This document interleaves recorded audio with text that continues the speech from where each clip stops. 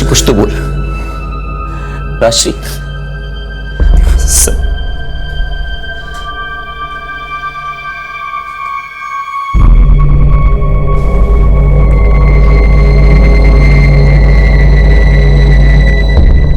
देखिए आप घबराइए मत, बताइए क्या हुआ आपके साथ। जब तक आप बताएंगे नहीं हम आपकी मदद कैसे करेंगे। बताइए ये सब कैसे हुआ।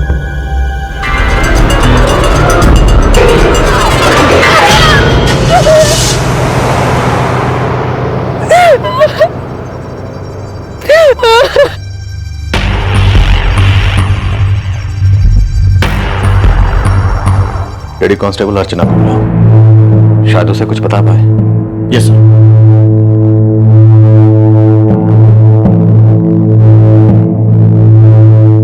बोलो राजश्री, क्या हुआ? किसने किया है तुम्हारे साथ?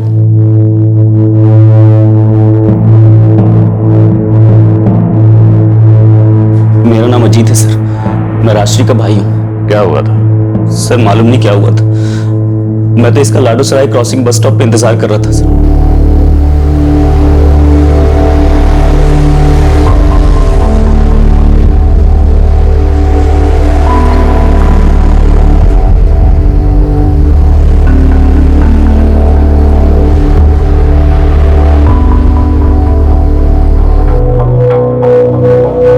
हम लोग लाडो सराय में रहते हैं सर। राजश्री निजामुद्दीन दरगाह गई हुई थी, उसे आने में लेट हो गया था तो मैं बस स्टॉप पर उसका इंतजार कर रहा था।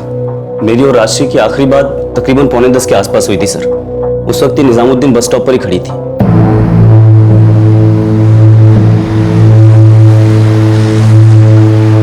फिर सर जब 10:30 के आसपास इसने मेरे फोन का जवाब देना बंद कर दिया तो मैं परेशान हो गया सर।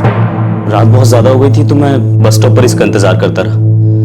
फिर काफी देर बाद ही आई लेकिन बस में नहीं।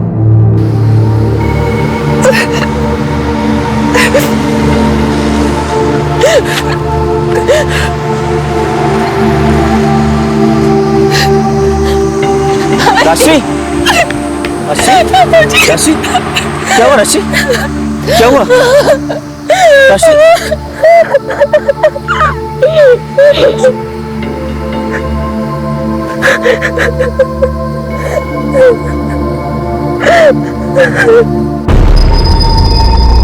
मैं समझ गया उसके साथ कुछ गलत हुआ है सर। मैंने तुरंत 100 नंबर पे फोन किया, फिर वो PCR when I. Madam, madam क्या हुआ? बताइए क्या हुआ? सर ये बहुत घबरा गई, कुछ बोल नहीं पा रही। लाडो सराय क्रॉसिंग बस स्टॉप, पीसीआर 4। एक लड़की है, हालत ठीक नहीं है इसकी, शायद कुछ हुआ है इसके साथ। फिर वो लोग हमको यहाँ लेकर आए। तब से अब तक राजश्री ने एक शब्द भी नहीं बोला है सर।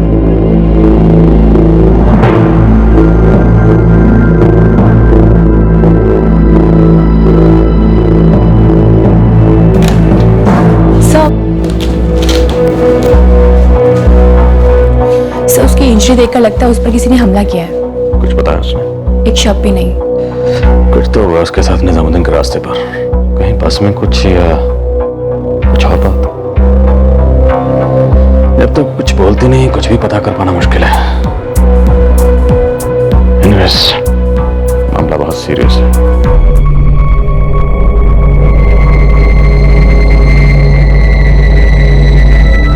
19 साल की राजश्री जाहिर तौर पर एक दर्दनाक हादसे से गुजरी थी। उसके साथ क्या हुआ था वो अभी तक बता नहीं पाई थी। ये साफ था कि जुर्म हुआ है, लेकिन पुलिस अभी तक ये जानने में कामयाब नहीं हो पाई थी कि क्या जुर्म हुआ है। ये जुर्म अगली सुबह तक छुपा ही रहा, जब तक राजश्री चुप रही और फिर वो बोली।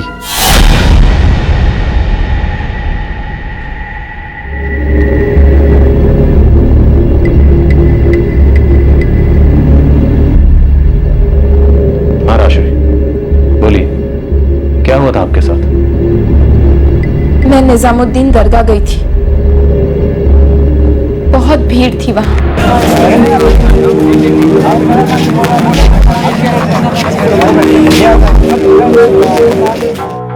इतनी ज्यादा भीड़, मुझे लगा कि मैं अंदर ही नहीं जा पाऊंगी, तो मैंने सोचा वापस घर चलना चाहिए। फिर मैं बस स्टॉप के लिए निकली। रास्ते में एटीएम में अपना बैलेंस चेक किया।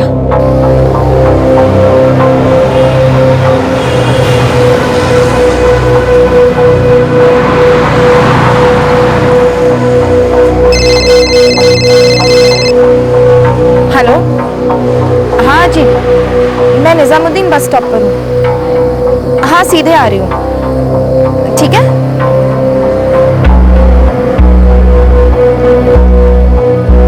लगता है लास्ट बस चलेगी। आपको कहाँ जाना है? लाडो सराय।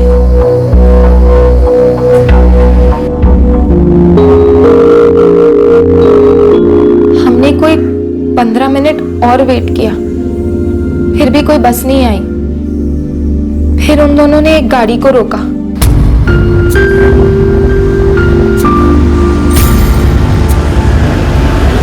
वो जाइलो थी, बस स्टॉप पर आके रुकी।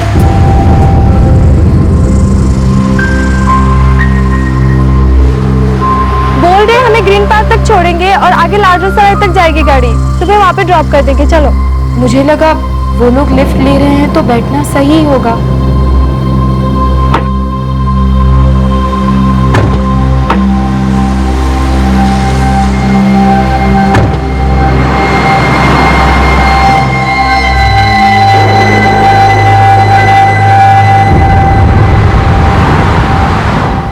जब तक वो दोनों गाड़ी में साथ थे, सब कुछ ठीक ठाक था। ऐसा कुछ नहीं लगा जिस पर शक हो। सब कुछ ठीक ही लग रहा था।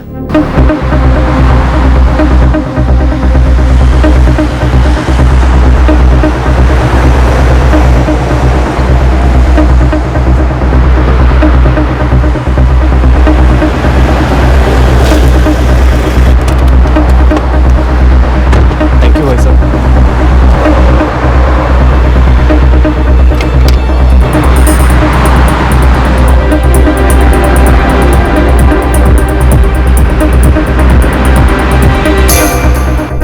अब उस आदमी के साथ अकेले गाड़ी में मुझे कुछ ठीक नहीं लग रहा था। सारी सड़कें भी खाली सी थी।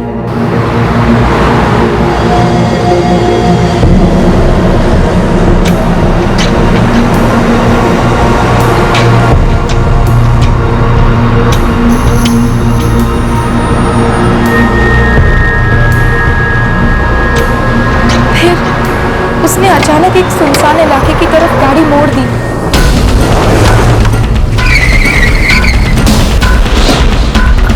अरे अंकल जी, ये गलत रास्ता है। इससे पहले कि मैं कुछ कर पाती, उसने गाड़ी रोक दी।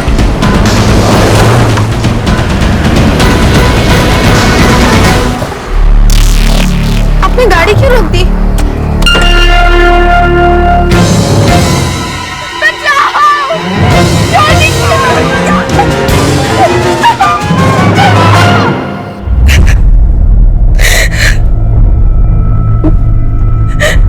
उसने मेरे साथ जबरदस्ती करने की कोशिश की।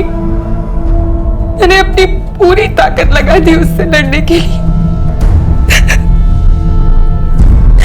फिर अचानक एक टेम्पो के पास आने की आवाज आई।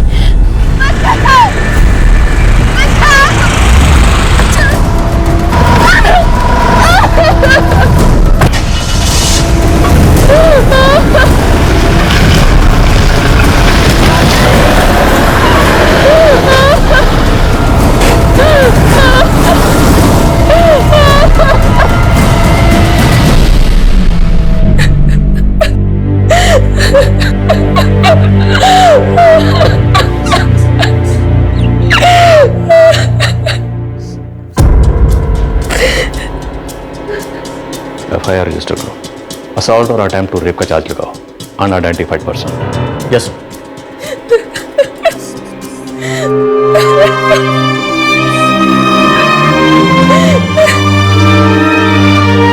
केस रजिस्टर हो गया। हालांकि पुलिस को उस आदमी की पहचान का बिल्कुल भी अंदाजा नहीं था जिसने राजश्री पर हमला किया था। उस आदमी, उस गाड़ी को खोजकर दोषी को सलाखों के पीछे लाना कोई आसान काम नहीं था। क्या वो आरोपी आसानी से पुलिस के चंगुल में आने वाला था? वो जाइलो गाड़ी थी। गाड़ी का नंबर याद है आपको? इतनी घबराई हुई थी कि मुझे कुछ नहीं सूझ रहा था। बस आखिरी के 2 नंबर ही देख सकी। बताइए। 4-3।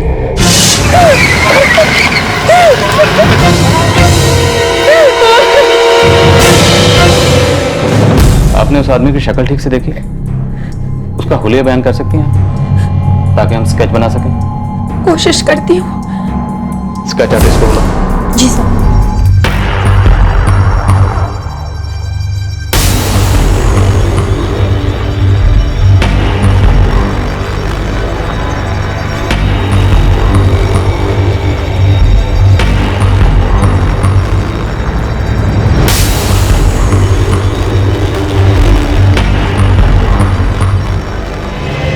गाड़ी ज़ैलो थी और लास्ट के 2 नंबर 4-3 थे।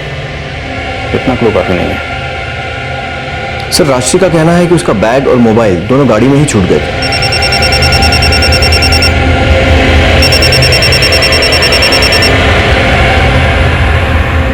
सर राशि का फोन अभी भी ऑन है। मतलब फोन अभी भी गाड़ी के अंदर ही है? सर वैसे ऐसा होना बहुत मुश्किल है। फोन को ट्रैक करो, हमें उसकी एग्जैक्ट लोकेशन पता करनी होगी। सर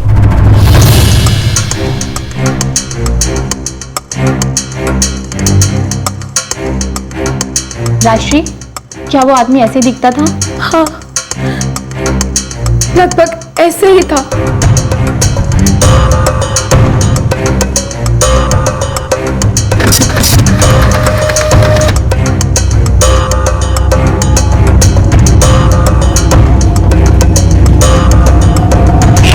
सर राशि का फोन अभी भी चालू है और लोकेशन गुड़गांव आ रही है।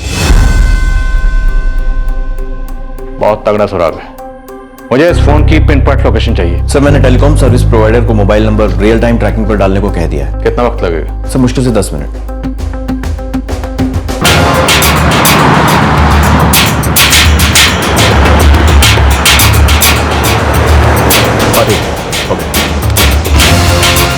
सर न्यू गुड़गांव, बंगला नंबर 9/151।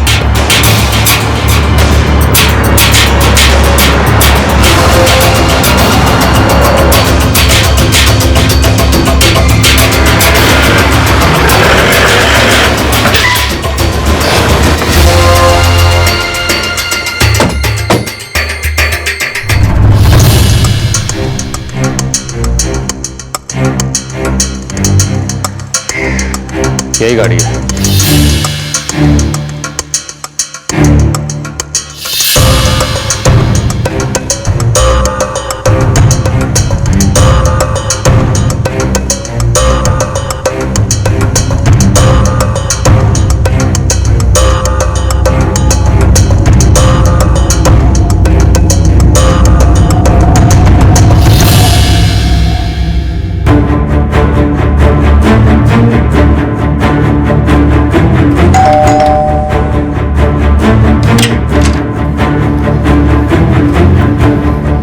जी ये सफेद ज़ैलो आपकी है? जी हाँ हमारी है। मेरा मतलब मेरे हस्बैंड के नाम पे है। मनोज लालवानी। हाँ जी। आपके हस्बैंड कुछ ऐसे दिखते हैं?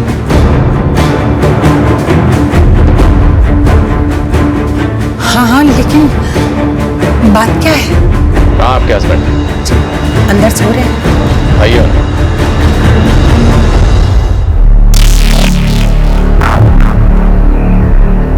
लेकिन मेरी गाड़ी की चाबी आपको क्यों चाहिए? चाबी दे रहे हो या घसीट कर थाने लेकर चलो पहले?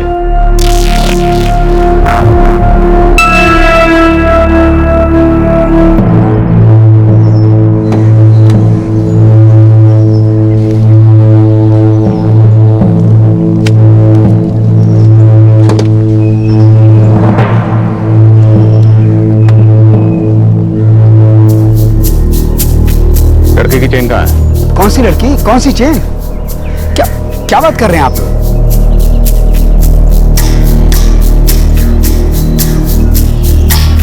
मिल गई सर।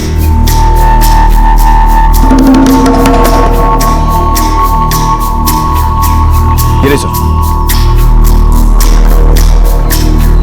ये क्या है? क्या प्लान कर रहे हैं आप लोग मेरी गाड़ी में? क्यों फंसा रहे हैं आप लोग मुझे? अभी उल्टा लटकाऊंगा ना, सब सच बोल देगा। आपको क्यों गलतफहमी हुई है? कोई फंसा रहा है मुझे? देखिए, अब बोलो, कौन फंसा रहा है तुम्हें? कौन तुम्हारी गाड़ी में चीजें प्लांट कर रहा है? आप गलत इल्जाम लगा रहे हैं मुझ पर। देखिए, मैं एक इज्जतदार बिजनेसमैन हूं और सच में मेरी समझ में नहीं आ रहा कि आप किस लड़की, किस रेप अटेम्प्ट की बात कर रहे हैं। और रही बात निजामुद्दीन की, कल रात मैं निजामुद्दीन की तरफ गया ही नहीं, बल्कि मैं पूरी रात गुड़गांव में अपनी फैक्ट्री में था। गुड़गांव में कहाँ है तुम्हारी फैक्ट्री?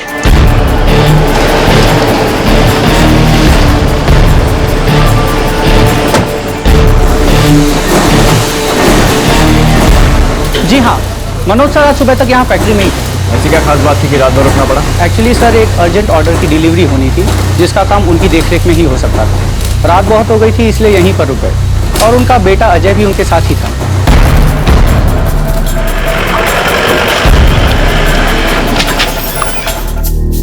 सर, मेरे हस्बैंड बहुत ही रिस्पेक्टेबल आदमी है और वो ऐसा हरगिज नहीं कर सकते। कल रात को तुम भी अपने फादर के साथ फैक्ट्री में थे? हाँ जी सर। सर हम लोग तो अभी सुबह सुबह ही घर लौटे। सर आप ऐसा कर ही नहीं सकते, जरूर कोई बहुत बड़ी मिस्टेक हुई है। आई डोंट नो, मेरी गाड़ी में ये पर्स, मोबाइल, चेन कहां से आ गई? मैं तो आज ही सुबह 6 बजे घर लौटा था और गाड़ी पूरी रात मेरी फैक्ट्री के सामने पार्क थी। कोई और भी यूज करता है तुम्हारी गाड़ी? नहीं, ये गाड़ी से मैं ही चलाता हूं। सर,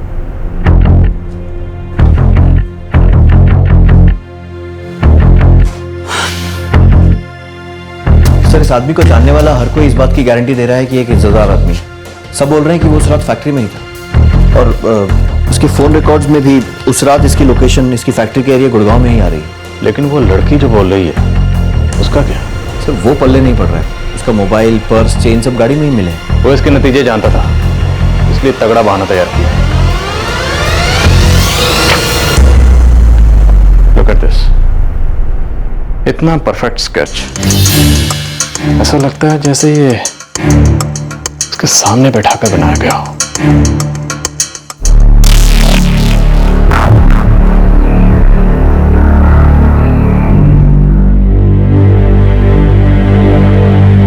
डोंट वरी मम्मा, सब ठीक हो जाएगा। पापा जल्दी निकल आएंगे इस प्रॉब्लम से। जी जी, पुलिस कोई 2 घंटे पहले आई और उन्हें लेकर गई है। उन्हें कुछ मिला है साइलो में, गाड़ी भी साथ लेकर गई है। राजश्री के साथ जुर्म हुआ था, वो दहशत में थी, सदमे में थी। उसने पुलिस को जो भी जानकारी दी, वो जानकारी पुलिस को एक ही आदमी की ओर ले जाती थी और वो था मनोज लालवानी। लेकिन मनोज लालवानी का दावा था कि उस रात वो अपनी फैक्ट्री में ही था और उसके फोन रिकॉर्ड्स भी यही साबित कर रहे थे कि वो फैक्ट्री में ही था।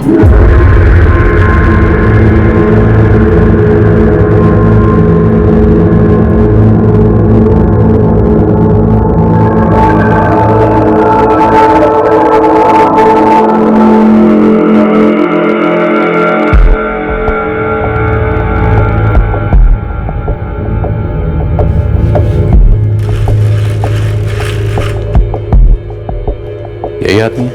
जी सर, यही आदमी था। आपको पूरा यकीन है ये वही आदमी है? I mean, आपको पहचानने में कोई भूल तो नहीं हो रही? मुझसे भूल कैसे हो सकती है सर?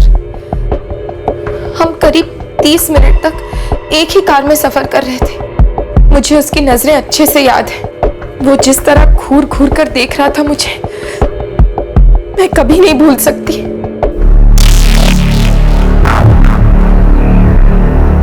सर ये पक्का वही आदमी है, आप मेरी बात का यकीन कीजिए।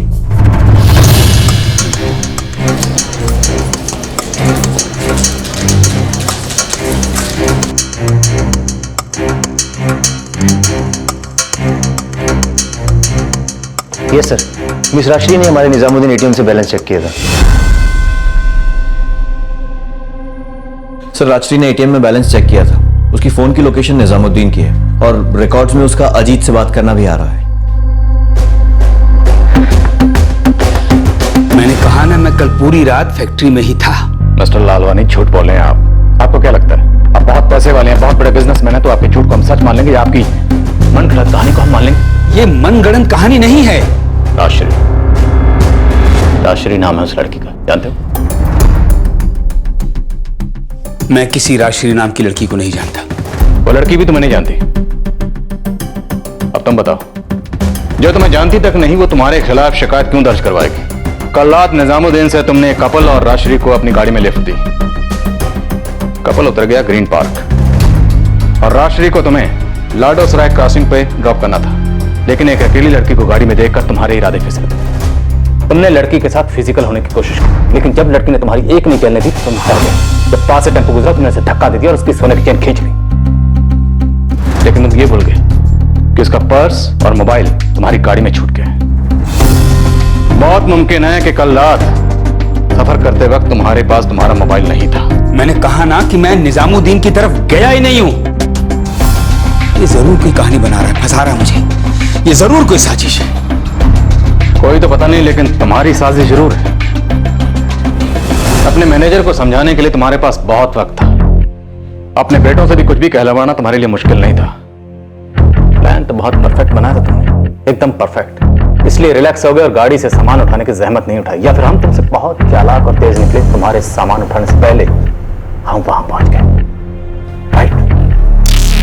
क्या कहा आपने? मुझे लड़की को कहां ड्रॉप करना था? लगता है तुम्हारी याददाश्त वापस आ रही है। लाडो सराय क्रॉसिंग। मुझे लगता है ये अजीत नाम के लड़के की साजिश है। मेरा नाम अजीत है सर, मैं राजश्री का भाई हूं। अजीत? तुम अजीत को कैसे जानते हो? अजीत राजश्री का भाई है, तुम उसे कैसे जानते हो? मुझे ये तो नहीं मालूम कि वो किसका भाई, लेकिन मुझे लगता है कि ये सब कुछ उसी का किया धरा है। उसे मुझसे पुरानी खुंदक है और वो मुझे बदनाम करने की कोशिश कर रहा है। मनोज लालवानी ने अजीत की तरफ इशारा किया और कहा कि इस आदमी ने षड्यंत्र रचा हो सकता है। पुलिस चक्कर खा गई। अजीत राजश्री का भाई था और मनोज उसी की तरफ इशारा कर रहा था, जबकि पुलिस ने मनोज के सामने अजीत का जिक्र तक नहीं किया था। क्या ये इसी अजीत की रची हुई साजिश थी?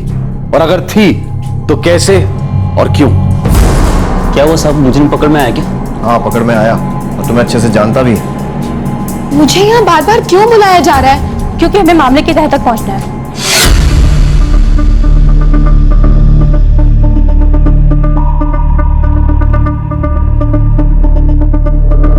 तुम्हारे बदन पे लगी खरोंचें, तुम्हारी बदहाल हालत, सदमे की वजह से तुम्हारा कुछ ना बोल पाना, सब कुछ परफेक्ट था। इतना परफेक्ट कि शक पैदा होने का कोई सवाल ही नहीं उठता।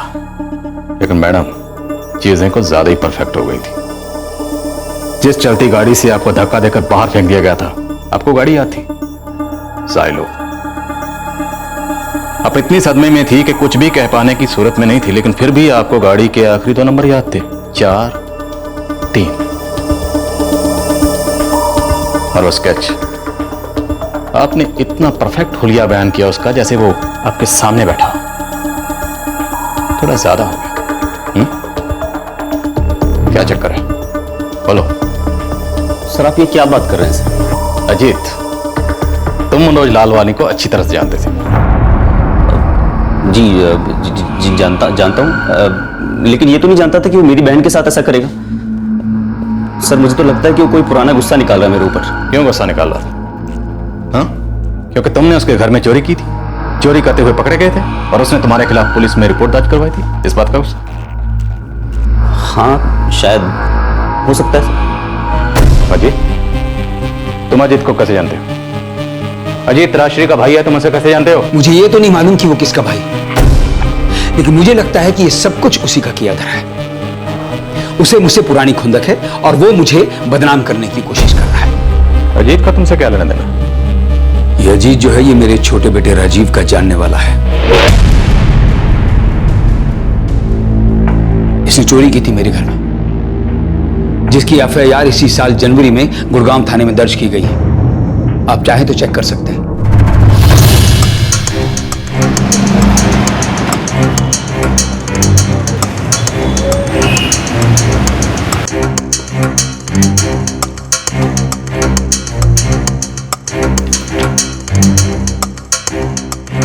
यस सर, मनोज लालवानी ने अपने घर में चोरी के सिलसिले में एक एफआईआर अजीत के खिलाफ दर्ज कराई हुई है। एफआईआर के फॉलोअप का आगे क्या हुआ? सर चोरी का सारा सामान बरामद हो गया था, कैश और ज्वेलरी थी। अजीत को गिरफ्तार किया गया, फिर छोड़ दिया गया। अजीत के साथ साथ मनोज लालवानी का बेटा राजीव लालवानी भी इसमें शामिल था। उसे अपने बाप से किसी बात की नाराजगी थी, तो उसी ने अपने दोस्त के साथ इस चोरी की पूरी प्लानिंग की थी। क्या? अब आगे का सच सीधे सीधे बताओगे या तुम लोगों की थोड़ी खातिरदारी करें?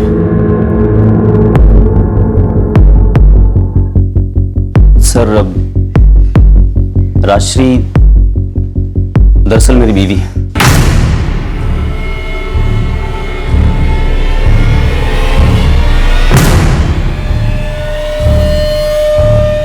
सर, हमारी अभी नई नई शादी हुई है। हमारे पास कोई खास काम नहीं है। अजीत तो दिहाड़ी पे काम करते हैं और मैं भी काम ढूंढ रही हूँ। हमें पैसों की बहुत जरूरत थी। सर, वो राजीव लालवानी अपने बाप से बदला लेना चाहता है, उसको सबक सिखाना चाहता है। सर ये क्या लफड़ा है सर? सर पहले पापा पर इल्जाम लगाया जा रहा था और अब भाई पर इल्जाम लगाया जा रहा है। सारी की सारी साजिश आपके भाई राजीव की ही है। इसी ने सबको गुमराह किया और झूठी कंप्लेंट दर्ज कराई।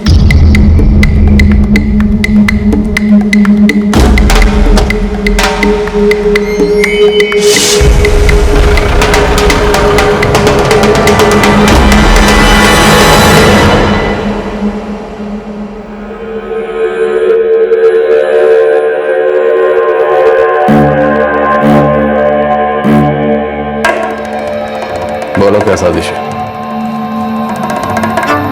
ये झूठ का ताना माना क्या है? बोलो, शुरू हो जाओ। मेरा बाप बहुत बड़ा कंजूस है सर। इतना बड़ा रिच बिजनेसमैन होने के बाद भी अपने बेटे को देने के लिए एक फुटी कौड़ी नहीं है उसके पास।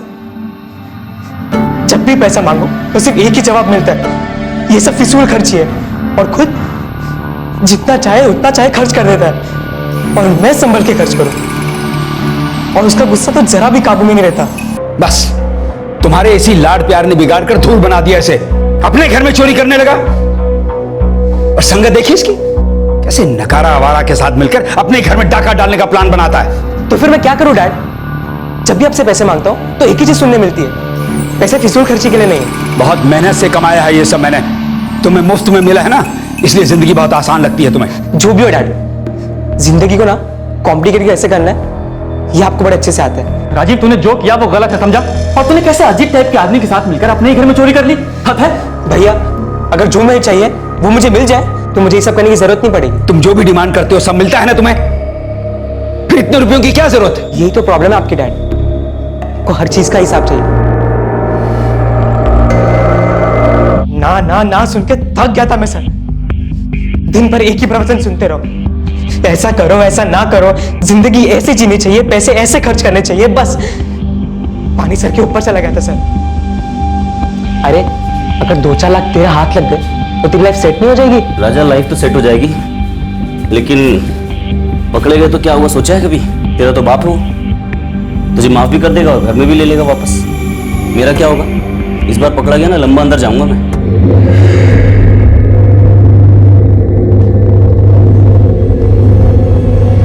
देख, इस बार मेरे पास फुल प्रूफ प्लान है, कुछ नहीं होगा।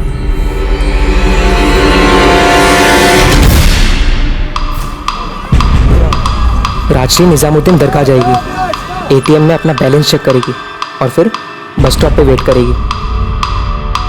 सुन, 9:45 पे तुम राजश्री को कॉल करोगे और वो तुमसे बात करेगी। हेलो, हाँ जी। उसके बाद तुम 10:15 पे वापस कॉल करोगे। उसके सेल पे तुम्हारे 3 मिस कॉल्स होंगे, ठीक है? राशि का पर्स, सेल और चेन मैं कलेक्ट करूंगा।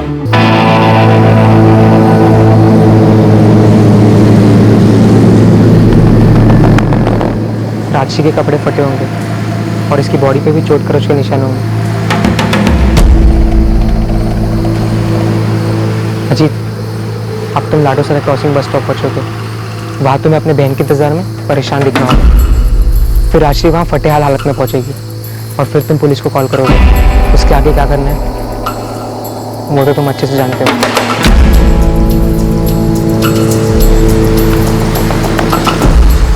अजीत, एक सेकेंड। राजश्री, ये मेरा बाप है, ये फोटो को ध्यान से देख। जब पुलिस उलिया पूछेगी तो इसका चेहरा बता देना। अच्छे से याद कर लेना है फोटो। और हाँ, याद से रास्ते में फोटो फाड़ के फेंक देना। ठीक है। चल।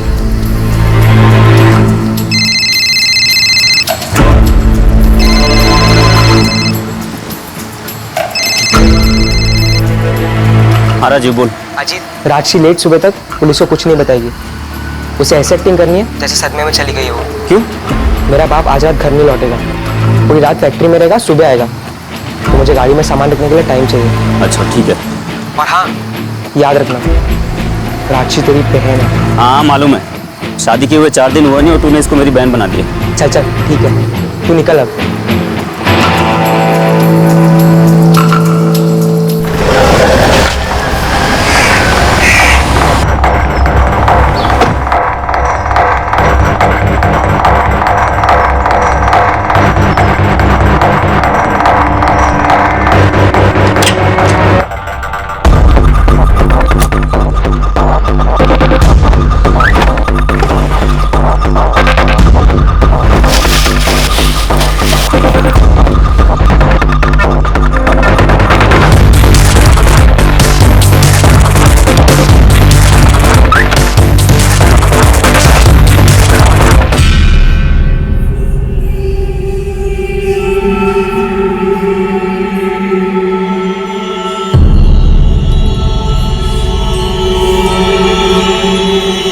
अपने पिता को ऐसे कच्चे तरीके से फंसाकर बदनाम करके क्या हासिल होने वाला था तुम्हें? अगर मेरा बाप अंदर गया तो बिजनेस मेरे और मेरे भाई के हवाले। फिर मैं तुझे वही काम पे लगा दूंगा और तुम्हारी सारी प्रॉब्लम खत्म। मेरा भाई मुझे अच्छे से जानता है, कभी काम पे नहीं रखेगा मुझे। एक दूसरा प्लान भी है मेरे पास। एक बार मेरा बाप फंसा तो हम उसे एक डील करते हैं। केस वापस लेने के बदले लाखों मांगेंगे।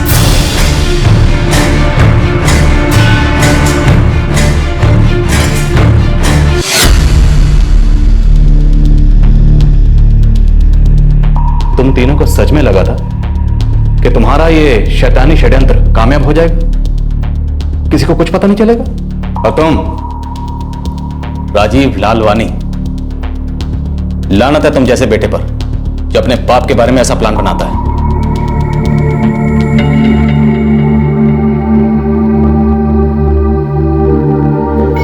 मेरा बेटा, मेरा अपना बेटा ऐसी घटिया हरकत कर सकता है मेरे खिलाफ?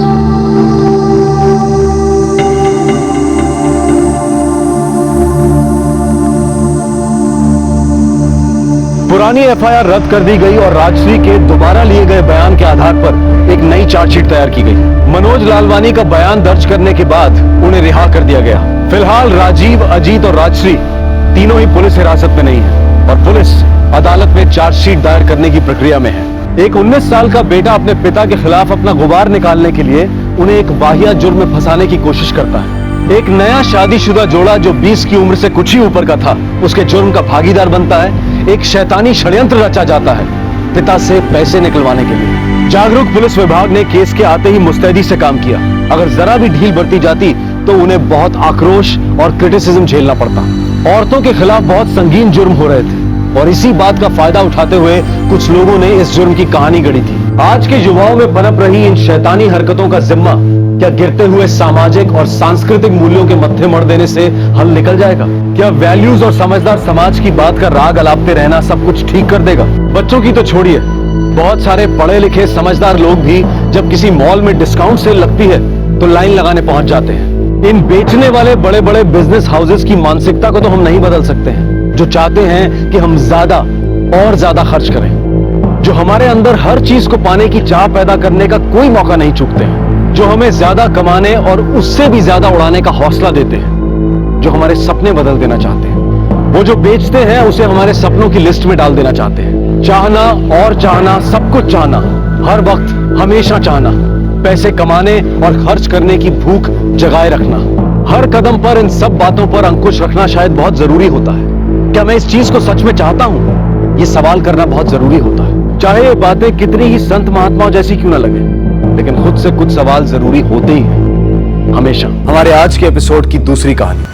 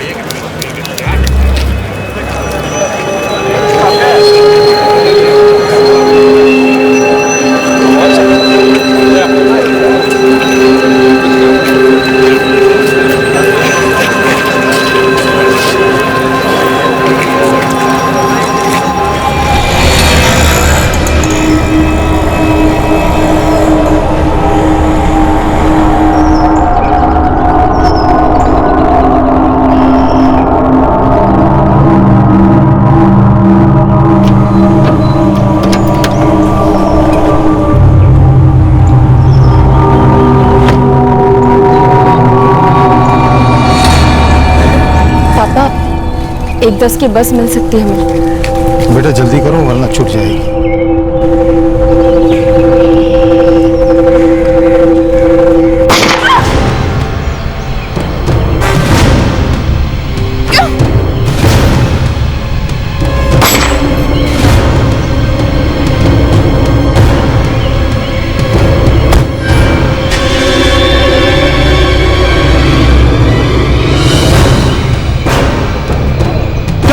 वो गोली चलाई एक आदमी ने, वो ब्लैक सेंटर के पास।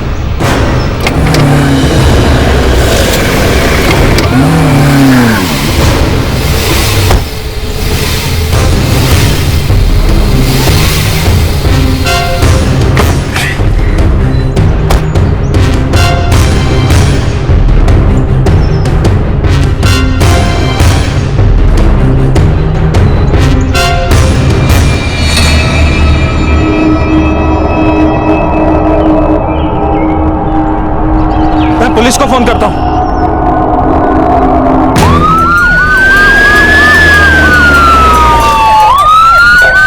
हटो हटो हटो, आप लोग हटिए।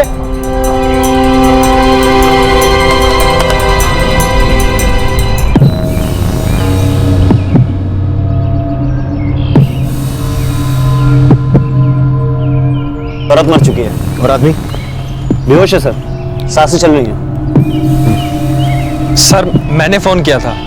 कौन है लोग और गोली किसने चलाई? सर मालूम नहीं, मैं काम पे जा रहा था तो गोली चलने की आवाज आई। देखा तो इन लोगों पर, उस तरफ से एक आदमी दोनों पर गोली चला रहा था। दिन दहाड़े भोपाल के एक कोर्ट के पास गोलीबारी हुई। शिकार हुई लगभग 30-32 साल की एक औरत और उसके साथ चलता एक बुजुर्ग आदमी। कौन थे ये लोग और कौन थी वो औरत जो अब दम तोड़ चुकी थी? वो बुजुर्ग कौन था जो उसके साथ था और किसने की थी उन पर गोलियों की बौछार?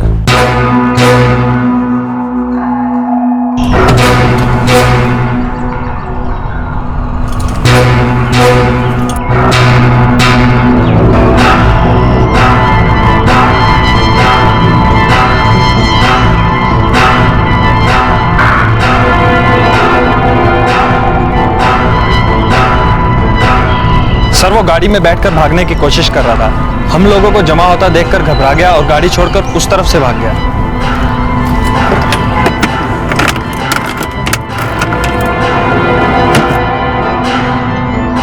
सर गाड़ी में कोई पेपर नहीं मिला है, ये पिस्टल मिली है बस। आरटीओ से पता करो ये गाड़ी किसकी है। सर उसकी उम्र कितनी थी? जवान था, अधेड़ था, बुजुर्ग? हाइट कितनी थी? दिखने में कैसा था ये गोली चला हुआ? सर ये 30-35 साल का था, दुबला पतला सा, और चेहरे पे सर उसके 2-4 दिन की दाढ़ी थी। सर पूरा एरिया शान मारा, खाली गोली के 5 सेल्स मिले। उसने 5 गोलियां चलाई थी? सर गोली नहीं गिनी सर। पहली गोली चलते ही सर मेरी हालत खराब हो गई सर।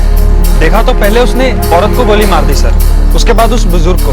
उसे पहचान सकते हो अगर हमें तुम्हारी जरूरत पड़ी तो? हाँ सर पहचान लूंगा। अंकित इनका नाम, नंबर, एड्रेस नोट करो। जी सर। एक गोली पीठ पे सीधी रीढ़ की हड्डी पे जा लगी है, एक सीने में और एक पेट में। ऑन द स्पॉट डेथ हुई है।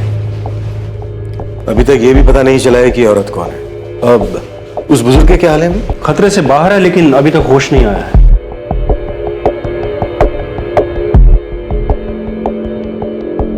इनके बाएं हाथ और दाएं पैर से 2 गोलियां मिली हैं। सीवियर फ्रैक्चर्स हैं। ये अभी तक सदमे में है इसलिए कुछ बोलने की स्थिति में नहीं है। पहले ये पता लगाना होगा कि ये दोनों हैं कौन। इनके कपड़े और सामान हमने संभाल के रखे हैं। इनकी जेब से एक पर्स भी मिला है।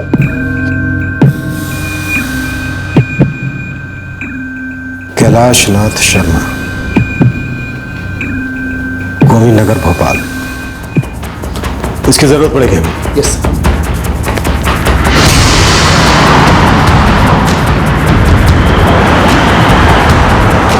सर, कार का रजिस्ट्रेशन नंबर आरटीओ को दिया हुआ है। थोड़ी देर में पता चल जाए गाड़ी किसके नाम है। बुजुर्ग का नाम कैलाश नाथ शर्मा है। औरत कौन थी अभी तक नहीं पता।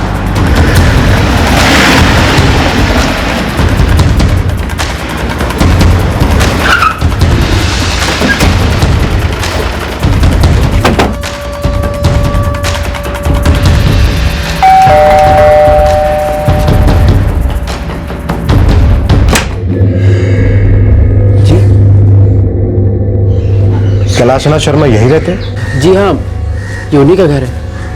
मेरे पापा हैं वो।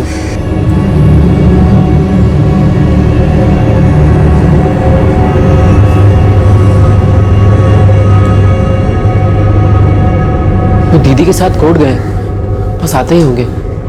पर सर बात क्या है? हाँ हाँ, यही आंचल दीदी। पर सर हुआ क्या है? किसी ने तुम्हारे पापा और दीदी को गोली मार दी।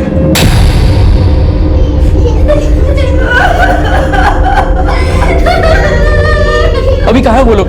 अस्पताल में। कैलाशनाथ जी खतरे से बाहर हैं, लेकिन बेहोश। और आंचल की मौत हो चुकी है।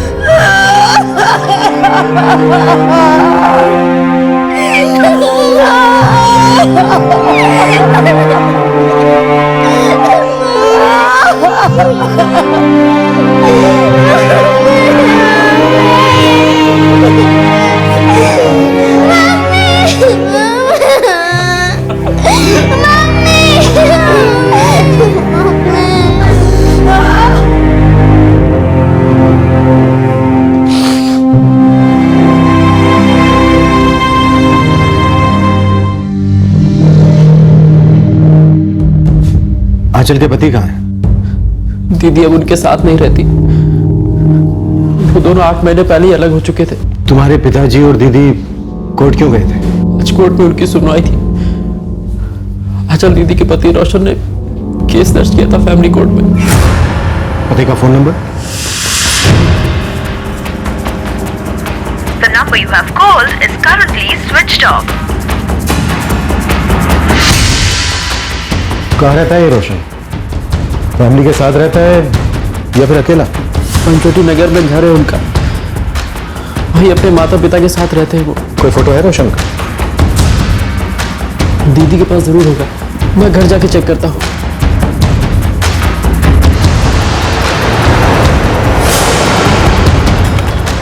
सर 1-2 घंटे के अंदर रोशन की फोन की लोकेशन का पता चल जाएगा।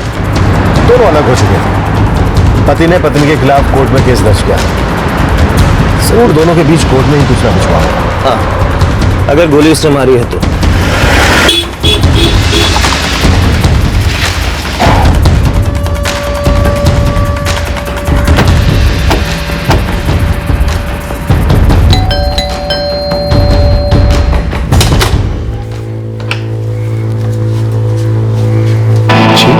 रोशन देव बेटा है मेरा। सर मुझे सच में नहीं पता रोशन कहाँ है। उसका फोन बंद है। मैंने कहा ना आपसे, वो कोर्ट गया था, उसके बाद लौट कर आया ही नहीं। कोर्ट के बाहर रोशन की पत्नी आंचल का मर्डर हो चुका है। उसे किसी ने गोली मार दी। क्या? ये कैसे हो? कब? किसने मारा आंचल को? हमें शक है कि उसका मर्डर आपके बेटे ने किया। नहीं, ऐसा नहीं हो सकता। मेरा बेटा ऐसा नहीं कर सकता। वो अपनी पत्नी से बहुत प्यार करता है। पहले ये तो पता चले कि आपका बेटा है कहाँ। हमारा यकीन कीजिए, हमें नहीं पता कहाँ है वो। कल सुबह जब वो कोर्ट गया था तो बड़ा परेशान लग रहा था और उसके बाद से लौटा ही नहीं। सर मैं खुद उसे कई बार फोन लगा चुका हूं, लेकिन फोन बंद मिल रहा है उसका।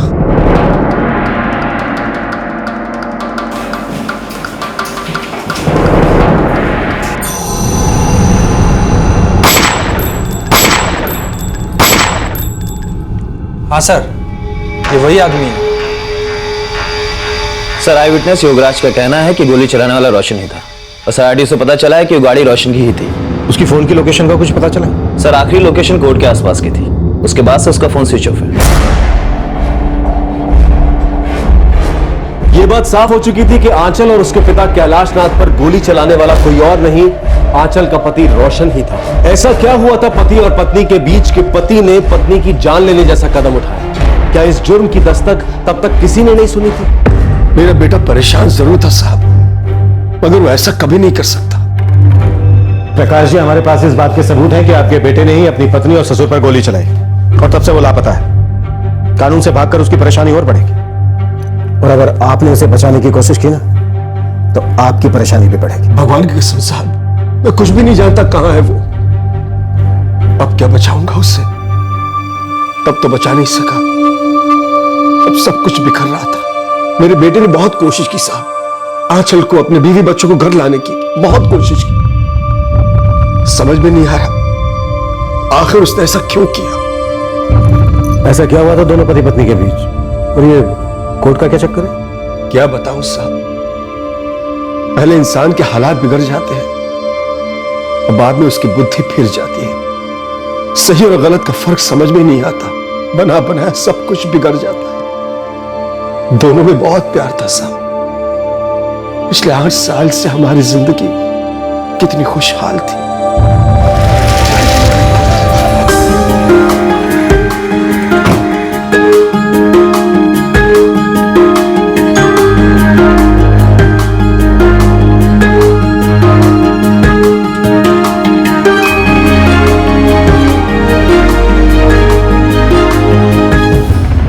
सब कुछ अच्छा चल रहा था। मैं रिटायर्ड कॉन्ट्रैक्टर हूं, मेरे बेटे का कपड़ों का व्यापार था। पिछले 8 सालों से धंधे में अच्छी बरकत रही, मगर पिछले सालों से धंधे में बहुत बड़ा नुकसान हुआ। बस तब से सब कुछ बदल गया।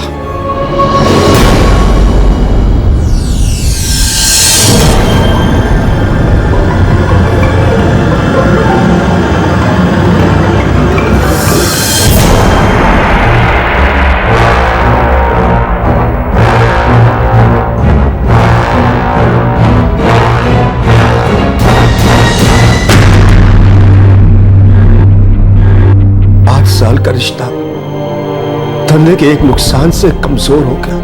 नुकसान बढ़ा तो परिवार ही बिखर गया। रोशन जो एक अच्छा पति, अच्छा बाप था, उसके सर पे बस एक ही भूत सवार हो गया कि कारोबार को बस पहले की तरह ही चला रहा है। और जिस आदमी को आंचल 8 साल से प्यार करती थी, अब उसी को देखकर वो निराशा में डूबने लगी। बेटा, धंधे में नुकसान हो जाता है कभी कभी। बाबूजी, अगर धंधे में नुकसान की बात होती तो अलग बात थी। यहाँ तो नौबत धंधे को बंद करने की आ गई है। तो बेटा कोई और काम ढूंढ ले। बाबूजी, इतनी जी जान लगा के, मेहनत लगा के इस बिजनेस को खड़ा किया है, ऐसे कैसे इसे डूब जाने दो? बाबूजी, मुझसे नहीं होगा, मैं सब कुछ ऐसे नहीं जाने दे सकता। रोशन, बचा क्या है जो जाने नहीं दोगे? सब कुछ खत्म हो चुका है, बस तुम्हें दिखाई नहीं देता। तो क्या करूं? कोशिश कर तो रहा हूं अपने बिजनेस को दोबारा से खड़ा करने की। अगर तुम मेरा साथ नहीं दे सकती तो कम से कम मेरा जीना तो मुश्किल मत करो। रोशन, पिछले 6 महीने से एक पैसे की भी आमदनी नहीं हुई। मैं इस घर को कैसे चला रही हूँ तुम्हें जरा भी अंदाजा है? तुम आज का वक्त देख रही हो और हम दोनों ने जो अच्छा वक्त बिताया वो भूल गई। तो तुम ही बताओ, सच्चे वक्त का क्या करूं मैं? पिछले 6 महीने से मैं और मेरे बच्चे तुम्हें दिन रात निराशा में डूबे हुए देख रहे हैं। तुम सारा दिन घर से बाहर रहते हो, भगवान जाने क्या करते हो। रोशन देखो, हकीकत से मुंह फेर लेने से सच्चाई बदल नहीं जाएगी। रोशन, तुम चाहो तो एक बार फिर से नए सिरे से शुरुआत कर सकते हो। कहीं छोटी मोटी नौकरी कर लो फिलहाल। मैं कुछ ज्यादा नहीं मांग रही हूँ तुमसे, सब कुछ पहले जैसा अच्छा हो जाएगा फिर से। मेरा बिजनेस क्या ठप हो गया? तुम तो मुझे हर चीज में नाकाम समझने लग गई हो। रोशन, बेहतरी इसी में है कि तुम हकीकत से नजरें मिलाओ, आंखें मत चुराओ उनसे। वक्त रहते तुम्हें सब कुछ ठीक करना है। अगर इन हालात से बाहर निकलना है तो वक्त रहते निकलना है, क्योंकि वक्त किसी का इंतजार नहीं करता। अपना धंधा तो खो ही चुके हो, हमें भी खो दोगे।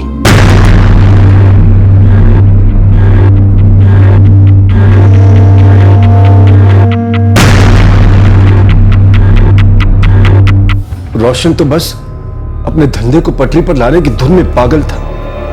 उसे नजर ही नहीं आ रहा था कि उन दोनों का रिश्ता टूटने की कगार पर है। आज चलिए बर्दाश्त न कर सकी और एक दिन बच्चों के साथ घर छोड़कर चली गई। बेटा, ऐसा मत कर, ये ठीक नहीं है। ऐसे तो हालात और बिगड़ जाएंगे। बहुत हो चुका, मैंने चुपचाप रहकर बहुत सह लिया, और अब मुझे रोशन के साथ रहने में कोई मतलब नजर नहीं आता। और जो कुछ भी चल रहा है उसका बच्चों पर और मुझ पर बहुत बुरा असर पड़ रहा है। हम मिल बैठ के बात करते हैं, रोशन को मैं समझाता हूँ। पापा, पिछले 6 महीनों से यही सब तो हो रहा है। क्या रोशन पर एक पैसे का भी फर्क पड़ा? बेटा, एक बार और कोशिश करते हैं। पापा, आपको कोशिश करनी है तो आप कर लीजिए, लेकिन मैंने अपने और अपने बच्चों के लिए फैसला कर लिया है।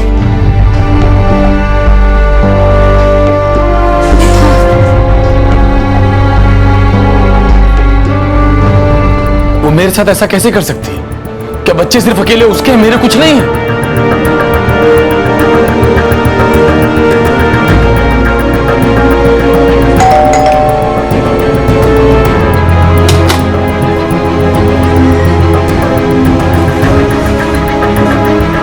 आंचल कहाँ है सोनू? बच्चों को लेके बाहर गई है। कहाँ गई हो? मैं कब से फोन कर रहा हूँ, उठा नहीं रही है। मना किया है आपको कुछ भी बताने के लिए। मना किया? मेरी पत्नी है वो, और वो बच्चे मेरे भी हैं। सॉरी जीजा जी, पर दीदी अब आपसे मिलना नहीं चाहती।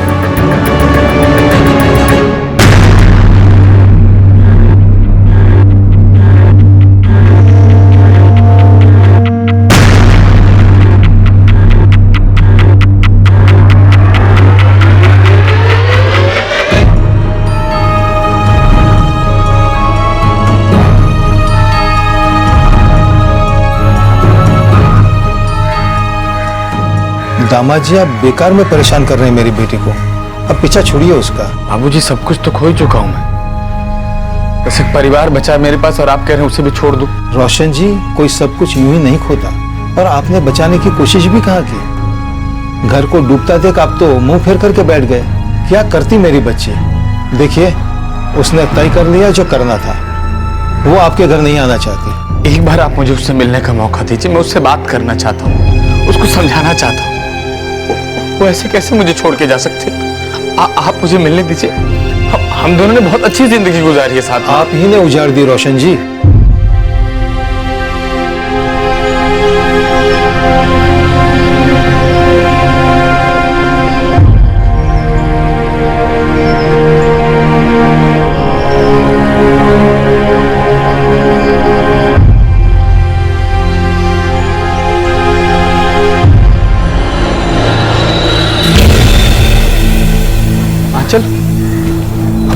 आंचल, मेरी बात सुनो, मेरी बात सुनो। आंचल, घर लौट चलो। आंचल, मैं सब कुछ ठीक कर दूंगा। मैं तुमसे बहुत प्यार करता हूँ, तुम्हें चाहता हूँ। तुम्हारे बिना और बच्चों के बिना मैं नहीं जी सकता। आंचल, मेरी बात सुनो, तुम मुझे छोड़ के ऐसे नहीं जा सकती। क्यों नहीं जा सकती रोशन? क्या कर रही हूँ मैं तुम्हारे साथ? तुम्हें जो बर्बादी करनी थी वो तुम कर चुके। अब मैं अपना और अपने बच्चों का भविष्य बचा रही हूँ। मैं हाथ जोड़ती हूँ, चले जाओ रोशन।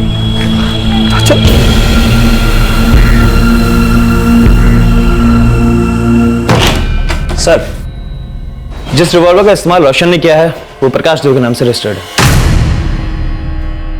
प्रकाश जी, मुझे ऐसा क्यों लग रहा है कि आपको इस बात का अंदेशा था कि आज आपका बेटा रोशन अपनी पत्नी का खून करने वाला है? आपकी पिस्तौल उसके पास थी। कोर्ट जाते वक्त वो उसे अपने साथ लेकर गया। पिस्तौल उसने कार में रखी, इस इरादे से कि जब उसकी पत्नी आंचल कोर्ट से बाहर निकलेगी वो उस पर गोली चला देगी।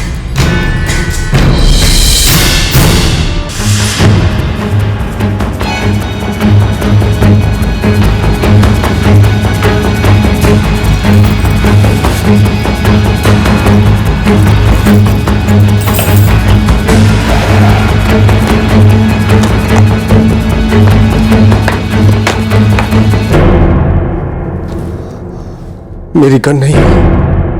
मेरा यकीन कीजिए सर, मुझे सच में नहीं पता रोशन कब ले गया। सुबह से बहुत परेशान था, कोर्ट जाने के लिए निकला था, मगर ये कभी नहीं सोचा था कि वो ये सब कर देगा। बेटा लड़ झगड़ के आंचल बच्चों को वापस लाने की कोशिश मत करो। इससे कुछ हासिल नहीं होगा। लड़ना है तो वक्त से लड़ो, अपनी जिंदगी को हाथ में लो। खुद की गाड़ी पटरी पे आ जाएगी तो बीवी और बच्चे अपने आप घर वापस आ जाएंगे। पापा, आंचल मेरे साथ ऐसा नहीं कर सकते।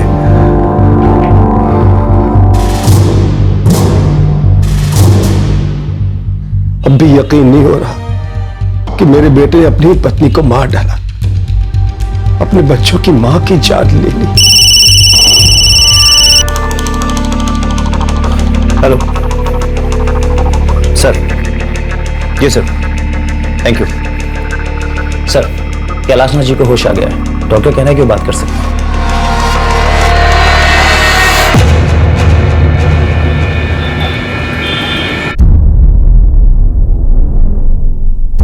सुबह हम दोनों कोर्ट गए थे।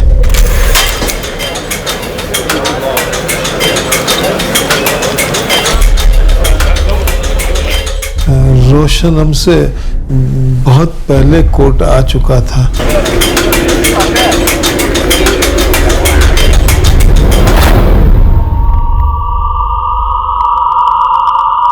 ऐसा कुछ होगा सोचा भी नहीं था। 23 जून 2013 को फैमिली कोर्ट में रोशन और आंचल के बीच समझौते के लिए पेशी थी।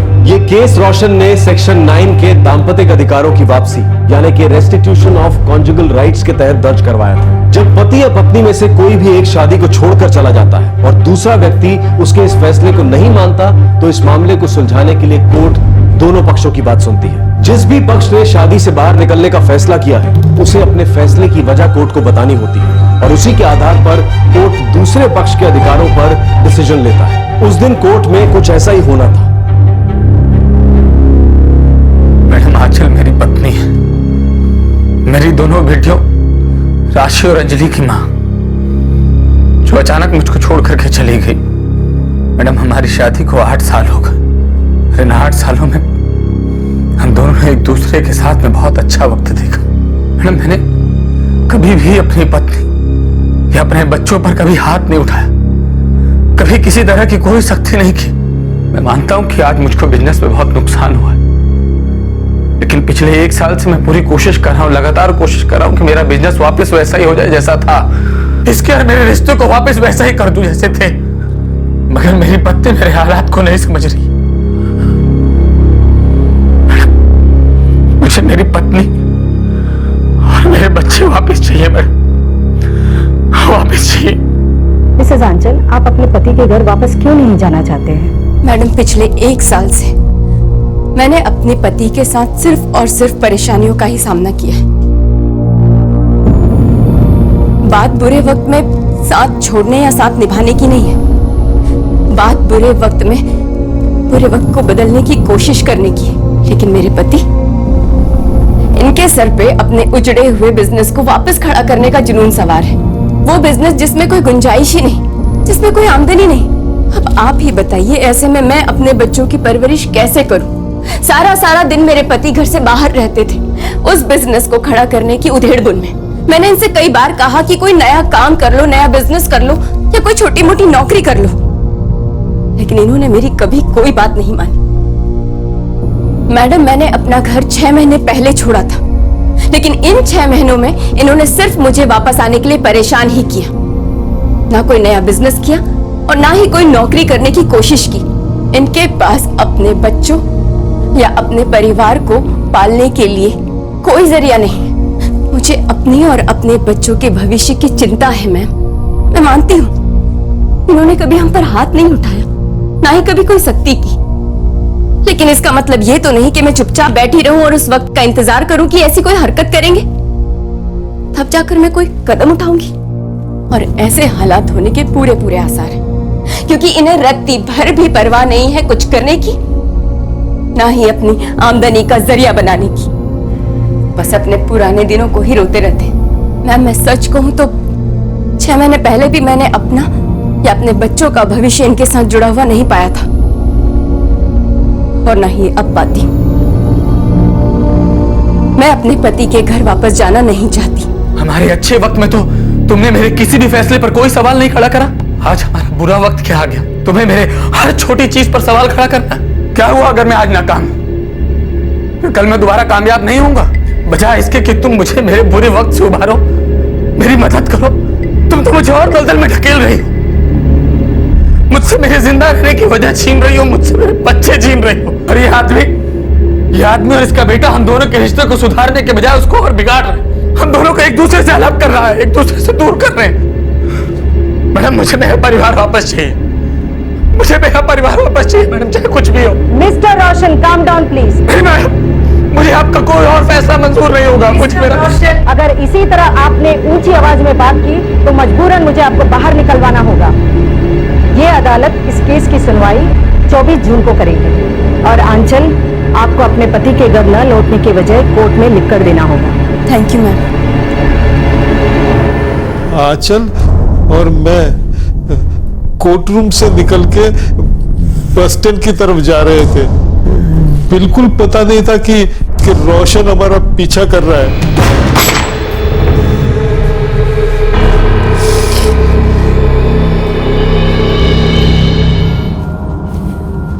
सर, उसका फोन अभी भी बंद आ रहा है। सिंह, उसके घर के बाहर निगरानी बढ़ा दो। उसके पिता के फोन को ट्रैकिंग पे डाल दो, हो सकता है वो दूसरा फोन इस्तेमाल कर रहा हो। और अपने सारे खबरियों को उसको फोटो दे दो। वो अपनी पत्नी का खून करके भागा है, जिसे वो अपने घर वापस लाना चाहता है। हम भी देखते हैं वो अब कब तक भागेगा।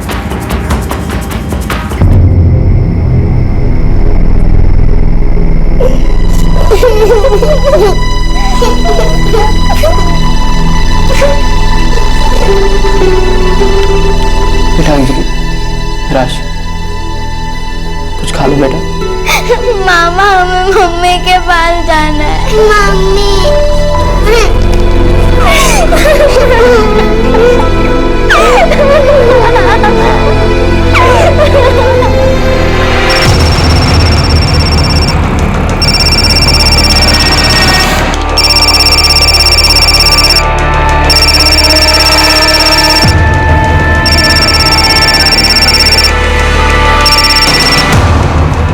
हाँ रोशन, हाँ बोले यार, कहाँ है तू?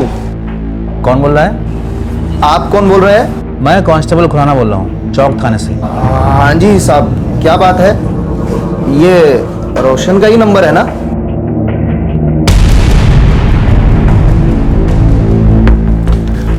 हमें तुम्हारा नंबर इस सेल फोन से मिला है। इसमें और कोई भी नंबर सेव नहीं है, लेकिन आखिरी फोन तुमको किया गया था 21 जून को। जी हाँ, ये मेरे दोस्त रोशन देव का फोन है। क्यों, क्या बात है?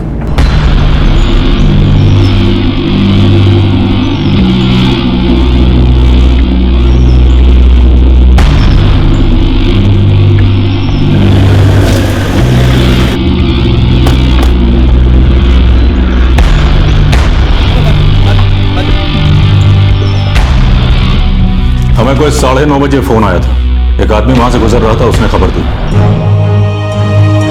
जी हाँ सर, यही रोशन है। मैं कल से इसे फोन करने की कोशिश कर रहा था, लेकिन इसका फोन ही बंद आ रहा था। इसने अपनी पत्नी का खून किया है।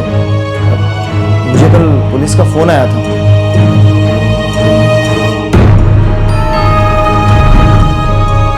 उसने 21 जून को मुझसे फोन पर बात की थी।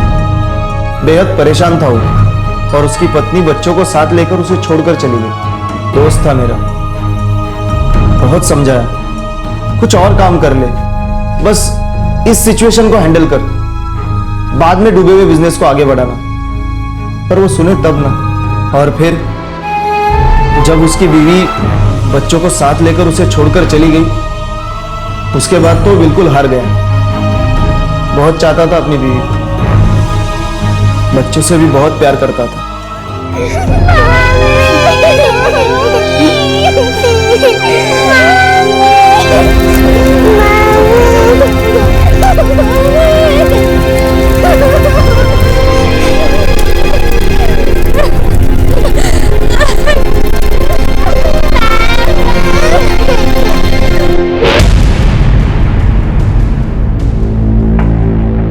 सर, हमने एफआईआर दर्ज कर ली है। आईपीसी 302 के तहत आंचल देव की हत्या और आईपीसी 307 के तहत उसके पिता की हत्या की कोशिश। सर, इनमें आरोपी है रोशन देव, और सर जहांगीराबाद थाने के आत्महत्या का पीड़ित भी वही रोशन देव है। इन्वेस्टिगेशन की रिपोर्ट फाइल करो, कोर्ट भेजनी पड़ेगी।